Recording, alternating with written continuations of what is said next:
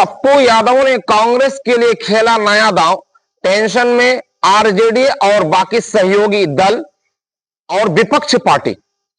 मैं बात कर रहा हूं पप्पू यादव, ये किसी पहचान के मोहताज नहीं, पूर्णिया से इंडिपेंडेंट सांसद है, निर्दलीय सांसद है और इनको कांग्रेस पार्टी और महागठबंधन की तरफ से लोकसभा चुनाव में सीटें नहीं दी गई थी और इन्होंने अपने झंडे गाड़ते हुए निर्दलीय चुनाव लड़कर के अब सांसद बन चुके हैं।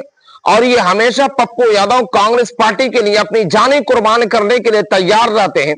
जितनी वो अपने लिए मेहनत नहीं करते हैं उससे कई गुना ज्यादा वो कांग्रेस पार्टी के लिए मेहनत करते हैं।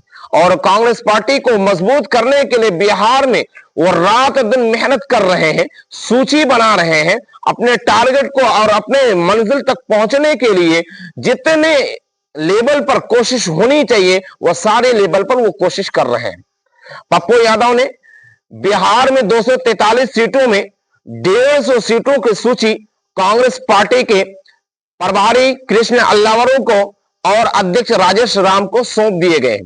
और पप्पू यादव ने 150 सीटों में से 12 सीटों का वो खुद के दावेदारी है। और वो 12 सीटें कौन कौन सी है, कहां कहां सी है, इसको जानने के लिए आपको वीडियो का अंत तक देखना होगा। 150 सीटों के दावे में सच्चाई यह है कि कांग्रेस पार्टी को मजबूती देने के लिए पप्पू यादव जो मेहनत कर रहे हैं वो मेहनत कहीं ना कहीं काम आ रहा है।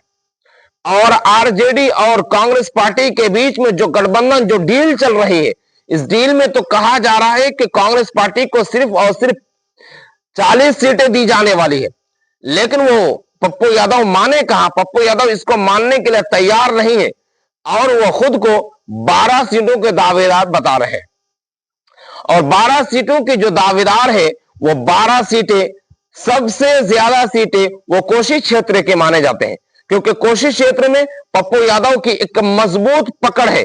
पप्पू यादव एक मजबूत पिलर की तरह कोशी क्षेत्र में खड़े हैं। कोशी क्षेत्र में कटिहार, पूर्णिया, किशनगंज, अररिया, सुपौल, ये सारे जिले के 12 सीटों के दावेदार वो ठोक चुके हैं कि इस 12 सीटें किसी को नहीं दी जानी चाहिए। ये 12 सीटों में हम अपने प्रत्याशी उतारेंगे और कांग्रेस को मजबूत करेंगे। और 2 से 3 सीटें ऐसी हैं जो एक सीवान के हैं और 2 सीटें अन्य जगहों के बताया जा रहा, यानी एक सीवान की, 2 अन्य जगह के, बाकी जो 9 सीटें हैं वो ज्यादा वो कोशी क्षेत्र से आते हैं। और कोशी क्षेत्र की जो सीटें हैं वो कांग्रेस पार्टी को भी मजबूत करने वाली है। अब पप्पू यादव की तो पकड़ है ही, क्योंकि पप्पू यादव कोशी क्षेत्र के लिए एक मसीहा बन चुके हैं। आंखें बंद करके उनको भरोसा करते हैं। वो जहां भी जाते हैं अपने भीड़ को इकट्ठा करने में कभी कोई कसर नहीं छोड़ते हैं। और ऐसे लोगों को आरजेडी नहीं भाती है, क्योंकि यादव में कभी इन लोगों में भाता नहीं है। और जिस तरह से पप्पू यादव अपने दृश्य से और अपने इरादे से मजबूत रहते हैं और उसकी इरादे और उसकी संकल्प से मजबूत होने की वजह से आरजेडी को टेंशन बढ़ी रहती है। और आरजेडी जिसके लिए उनको मौका देना नहीं चाहती है, जिसकी वजह से कांग्रेस पार्टी के लिए वो नया दांव खेल करके पूरी कांग्रेस पार्टी को भी टेंशन में डाल दिए हैं। और आरजेडी तो खैर टेंशन में, उसके पांव के तले से जमीन खिसक ही रही है कि अब करे तो करे क्या।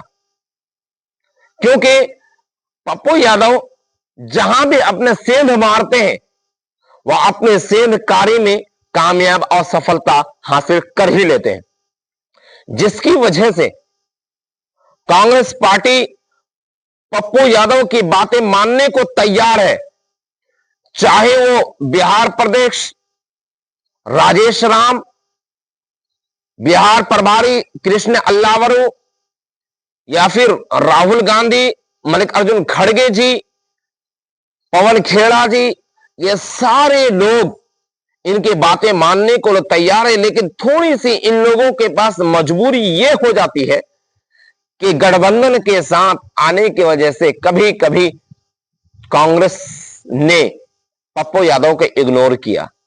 लेकिन पप्पू यादव इग्नोर करने से उसको जर्रा बराबर भी तकलीफ और नाराजगी उनको नहीं होती है, क्योंकि वो अच्छी तरह से समझते हैं कि यह इग्नोरेंस और यह इग्नोर सिर्फ आरजेडी के साथ गठबंधन होने की वजह से है, जिसकी वजह से वो कांग्रेस पार्टी के लिए रात दिन मेहनत करने के साथ साथ 12 सीटों का दावा ठोक करके बैठ चुके हैं। अब देखने वाली बात यह है कि इन पर क्या फैसला लिया जाता है।